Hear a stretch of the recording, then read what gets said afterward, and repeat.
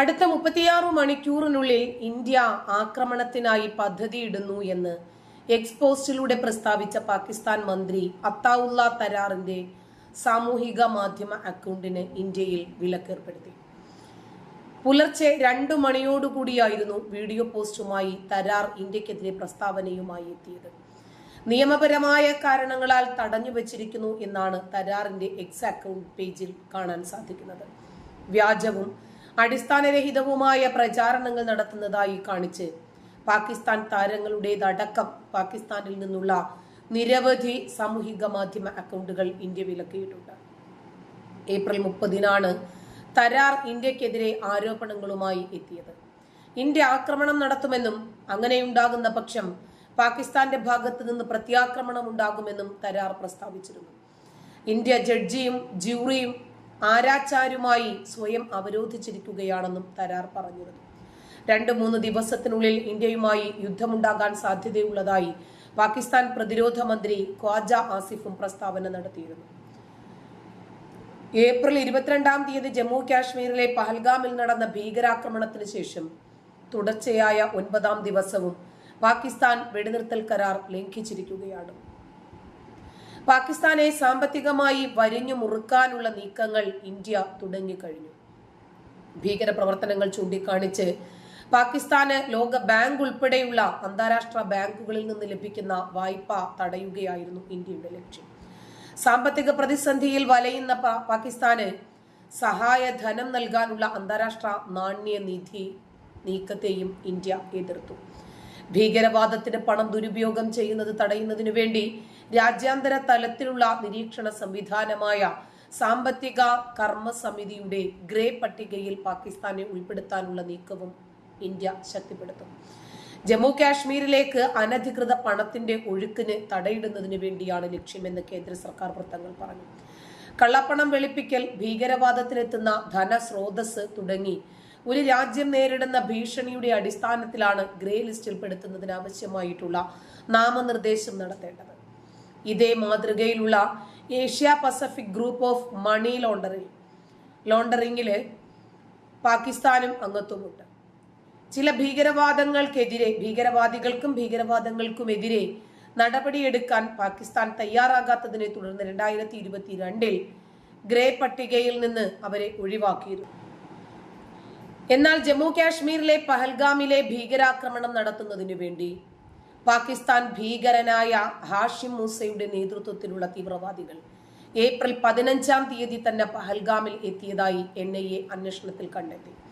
ഈ ആക്രമണം നടത്തുന്നതിനു വേണ്ടി ഇവരെ 15 പ്രാദേശിക ആളുകൾ സഹായിച്ചു എന്ന് ഏജൻസി കണ്ടെത്തിയിട്ടുണ്ട്. വിവരമനുസരിച്ച് ഭീകരർ സംഭവം നടത്തുന്നതിനു മുമ്പ് അവർ പ്രാദേശിക സഹായികളുടെ ഒരു ശൃംഖല തന്നെ വാർത്തെടുത്തു. NIA അന്വേഷണത്തിനിടയിലാണ് ഇക്കാര്യം പുറത്തു വന്നത്. പഹൽഗാമിന് പുറമെ തീവ്രവാദികളുടെ ലക്ഷ്യത്തിൽ 3 സ്ഥലങ്ങൾ കൂടി ഉണ്ടായിരുന്നതായി അന്വേഷണത്തിൽ വ്യക്തമായി. ഗുൽമാർഗിൽ ഭീകരത സൃഷ്ടിക്കുക എന്നതായിരുന്നു ഇവരുടെ ആദ്യത്തെ പദ്ധതി. എന്നാൽ സുരക്ഷാ വിന്യാസം കാരണം തീവ്രവാദികൾക്ക് ദക്ഷിണ കാശ്മീരിലേക്ക് തിരിയേണ്ടി വന്നു. അവിടെ തീവ്രവാദികൾ ലഷ്കർ-ഇ-തൊയ്ബ ഭീകരനായ ആദിൽ തോക്കറുമായി ചേർന്ന് സംഭവം നടത്താൻ ഗൂഢാലോചന നടത്തി. അത് തിരിച്ചറിഞ്ഞ 3 തീവ്രവാദികൾ ആസിഫ് ഫൗജി എന്ന, ഹാഷിം മൂസ എന്ന, സുലൈമാൻ അലി ഭായി എന്ന തൊൽഹ ഭായി ഇവരാണ്. ഇവരെല്ലാവരും പാകിസ്ഥാൻ നിവാസികളാണ്. ആദിൽ ഹുസൈൻ തോക്കർ ജമ്മു കാശ്മീർ നിവാസിയുമാണ്. ആക്രമണത്തിന് മുമ്പ് ഭീകരർ സാറ്റലൈറ്റ് ഫോണുകൾ ഉപയോഗിച്ചിരുന്നതായും അന്വേഷണത്തിൽ കണ്ടെത്തിയിട്ടുണ്ട്. കുക്കർനാഗിലെ വനങ്ങളിൽ തീവ്രവാദികൾ താൽക്കാലിക താവളം സ്ഥാപിച്ചിട്ടുണ്ട്. അതേസമയം ഈ ആക്രമണത്തിന്റെ സൂത്രധാരനായ ഹാഷിം മൂസ കാശ്മീരിൽ തന്നെ ഇപ്പോഴും ഒളിച്ചു താമസിക്കുകയാണ് എന്ന് NIA കണ്ടെത്തിയിട്ടുണ്ട്. ഏപ്രിൽ 22-ാം തീയതി നടന്ന ഭീകരാക്രമണത്തിൽ 26-ന്നും 29-ന്നും പറയപ്പെടുന്നു കൊല്ലപ്പെട്ട ആളുകളുടെ എണ്ണം. പാക് അധീന കാശ്മീരിലെ ജനങ്ങൾ യുദ്ധ സാഹചര്യം നേരിടുന്നതിനു വേണ്ടി പാകിസ്ഥാൻ സൈന്യം പരിശീലനം നൽകുന്നതായിട്ടുള്ള റിപ്പോർട്ടുകളും ഈ സാഹചര്യത്തിൽ പുറത്തു വരുന്നുണ്ട്. പഹൽഗാം ഭീകരാക്രമണം നേരിട്ട് ഇന്ത്യ തീർച്ചയായിട്ടും തിരിച്ചടിക്കും എന്ന് ഉറച്ചു പ്രതീക്ഷിച്ച് തന്നെയാണ് പാകിസ്ഥാൻ സൈന്യം മുന്നോട്ട് പോകുന്നത്. മേഖലയിൽ 1000-ലധികം മദ്രസകൾ അടച്ചുപൂട്ടി. ജനങ്ങളെ സ്കൂളുകളിലെ ക്യാമ്പുകളിലേക്ക് മാറ്റി. ഇപ്പോൾ സാധാരണ ജനങ്ങൾക്ക് പോലും പരിശീലനം നൽകിക്കൊണ്ടിരിക്കുന്നു ഇന്ത്യയെ തിരിച്ചടിക്കാൻ. ജനങ്ങളെ സ്കൂളുകളിലെ ക്യാമ്പുകളിലേക്ക് മാറ്റി പരിശീലനം തുടരുകയാണ്.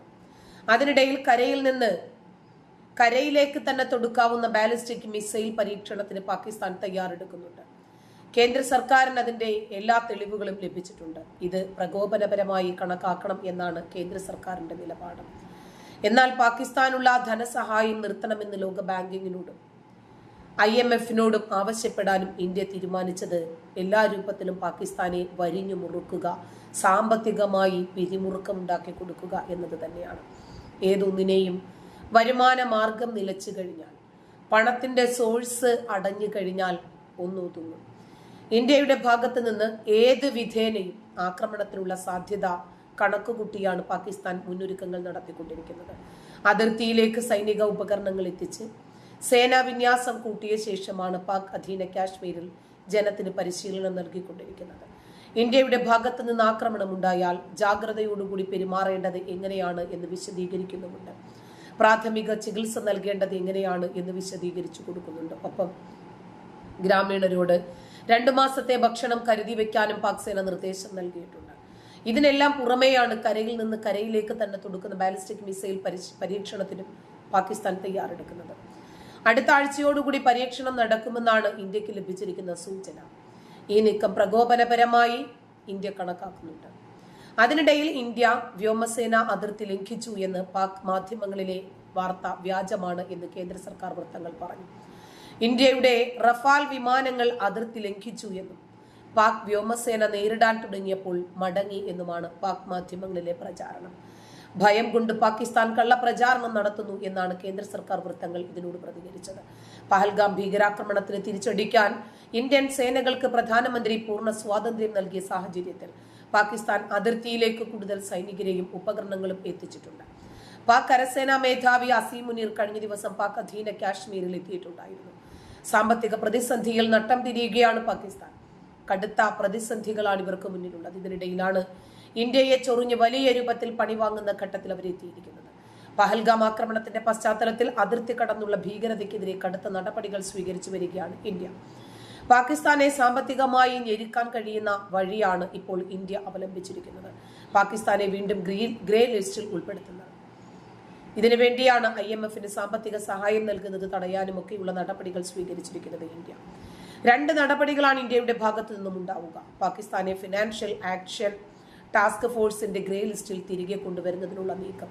മറ്റൊന്ന് അന്താരാഷ്ട്ര നാണ്യനിധിയുടെ സാമ്പത്തിക പാക്കേജ് മരവിപ്പിക്കുക എന്നതാണ്.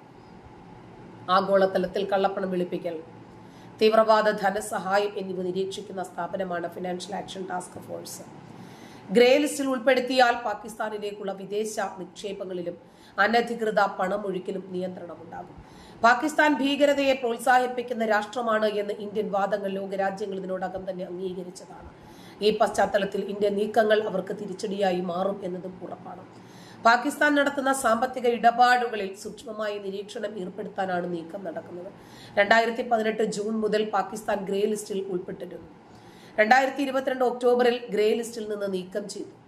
പാകിസ്ഥാനിൽ നിന്ന് അനധികൃതമായ പണമൊഴുക്ക് തടയാൻ, പ്രത്യേകിച്ച് ജമ്മു കാശ്മീരിലേക്ക് അനധികൃതമായി പണമൊഴുകുന്നത് തടയാൻ നടപടി സഹായിച്ചിരുന്നു. അതേസമയം ഗ്രേ ലിസ്റ്റിൽ ഉൾപ്പെടുത്തുന്നതിന് ഫിനാൻഷ്യൽ ആക്ഷൻ ടാസ്ക് ഫോഴ്സിലെ മറ്റംഗങ്ങളുടെ പിന്തുണ കൂടി ആവശ്യമാണ്. വർഷത്തിൽ 3 തവണ ചേരുന്ന പ്ലീനറിയാണ് തീരുമാനമെടുക്കുന്നത്. അതിനുവേണ്ടിയും ഇന്ത്യ ശ്രമിച്ചുകൊണ്ടിരിക്കുകയാണ്. 38 രാജ്യങ്ങളും 2 സംഘടനകളും ഉൾപ്പെടെ 40 അംഗങ്ങളുണ്ട്. ഇതിനകത്ത് UK, US, France, Germany, Australia, European commission, Gulf സഹകരണ കൗൺസിലിലെ പ്രമുഖരായിട്ടുള്ള സൗദി അറേബ്യ, UAE തുടങ്ങിയ 23ഓളം അംഗരാജ്യങ്ങളിൽ നിന്ന് പഹൽഗാം ഭീകരാക്രമണത്തിൽ ഇന്ത്യക്ക് അനുശോചന സന്ദേശങ്ങൾ ലഭിക്കുകയും പാകിസ്ഥാനെ കുറ്റപ്പെടുത്തുകയും ചെയ്യുന്ന രൂപത്തിൽ ഒരു പച്ചക്കൊടി കിട്ടിയിട്ടുണ്ട്. അന്താരാഷ്ട്ര നാണ്യനിധിയിൽ നിന്ന് സാമ്പത്തിക സഹായം നൽകുന്നതിൽ ഇന്ത്യ എതിർപ്പറിയിക്കും. 2024 ജൂലൈയിൽ തുടങ്ങിയ $7 ബില്യൺ പാക്കേജ് തടയണം എന്ന ആവശ്യവും ഇന്ത്യ ഉന്നയിച്ചു. 3 വർഷമാണ് സഹായ പാക്കേജിന്റെ കാലാവധി. ഈ ഫണ്ടിൽ ഭീകരാക്രമണത്തിനും ആക്രമണങ്ങൾക്കും ഉപയോഗിക്കുന്നുണ്ട് എന്നാണ് ഇന്ത്യയുടെ ആരോപണം. നിലവിലെ സാമ്പത്തിക സാഹചര്യങ്ങളിൽ ഈ നടപടികളും പാകിസ്ഥാന് തിരിച്ചടിയാണ്. നിയന്ത്രണ രേഖയ്ക്ക് സമീപം താമസിക്കുന്ന ആളുകൾ ചുരുങ്ങിയത് 2 മാസത്തേക്കെങ്കിലുമുള്ള അവശ്യ സാധനങ്ങൾ സംഭരിക്കണം എന്ന് സർവകക്ഷി യോഗത്തിന് ശേഷം ചൌധരി അൻവറുൽ ഹക്ക് അറിയിച്ചതായിട്ടാണ് റിപ്പോർട്ട്. തന്നെയുമല്ല, നീലം താഴ്വരയിലേക്കും നിയന്ത്രണ രേഖയ്ക്ക് സമീപമുള്ള പ്രദേശങ്ങളിലേക്കും വിനോദസഞ്ചാരികളെ പ്രവേശിപ്പിക്കുന്നതിനും വിലക്ക് ഏർപ്പെടുത്തിയിട്ടുണ്ട് പാകിസ്ഥാൻ.